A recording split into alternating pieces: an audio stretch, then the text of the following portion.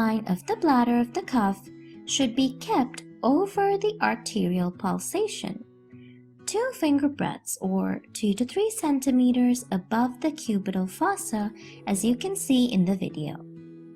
Make sure the 2 tubes do not cross each other. Fasten the cuff so that it is fitted firmly and comfortably and is well secured. The sphygmomanometer should not be more than 3 meters away from the observer, and the mercury column should be vertical at the examiner's eye level. After the preliminary preparation is done, let's see how we carry out the palpatory method of BP measurement.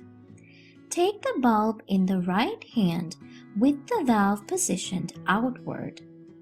Close the valve completely by turning the knob away from yourself. Palpate the radial pulse with your left hand. Slowly press the bulb and inflate the cuff a little. See if you can still palpate the radial pulse. If it is still felt, press the bulb and inflate the cuff a bit more and see if the pulse is still palpated. Repeat this way until the moment you cannot palpate the arterial pulse anymore. Note the reading on the sphygmomanometer. Inflate a further 30 millimeters of mercury above the level at which the radial pulse is not felt. Then gently open the valve very slightly so that the cuff deflates slowly. You can see the mercury column descending. As it descends, keep palpating the radial pulse and observe when the pulse is felt again. Note the reading on the sphygmomanometer. The first and second readings should be similar. This value is the systolic blood pressure because it is the pressure at which the artery is occluded. This is because the pressure exerted by the cuff barely exceeds the pressure by the blood on the arterial wall, which is the blood pressure. The diastolic blood pressure cannot be measured by this method. The other method of measuring blood pressure is the auscultatory method. For this, we will need a stethoscope. The stethoscope has some parts that you should be familiar with. These are the earpieces. This part, which has a larger diameter with a covering, is the diaphragm of the stethoscope. The other side has a smaller diameter and has no covering and is called the bell. Connecting the two ends is a tube. You can change whether the diaphragm or the bell is used by gently rotating the tube as seen here. Wear the stethoscope with the earpieces facing outward. The auscultatory method should begin by doing the palpatory method. Inflate the cuff to 30 millimeters of mercury above the systolic pressure determined by the palpatory method. The diaphragm of the stethoscope is placed lightly on the brachial artery in the cubital fossa just below the cuff. The valve is opened slightly and pressure in the cuff is lowered gradually by 2 to 4 millimeters per second. Listen carefully until a tapping sound in rhythm with the heart rate is first heard. The manometer reading at this point is the systolic pressure.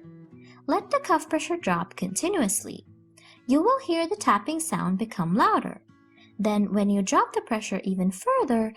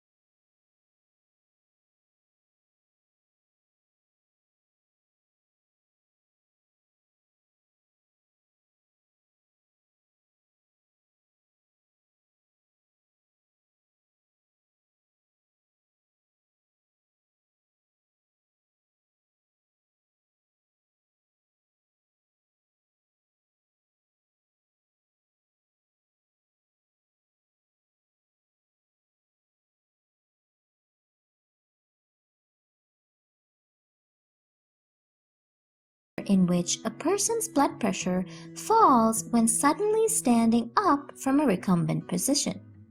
In medical terms, it is defined as a fall in systolic blood pressure of at least 20 millimeters of mercury or diastolic blood pressure of at least 10 millimeters of mercury when a person assumes a standing position.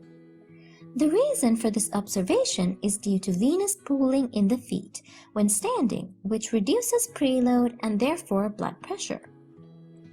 So, that is the end of this practical demonstration. In summary, we learned how to measure blood pressure using the Sphygmomanometer by two methods, the Auscultatory method and the Palpatory method. Again,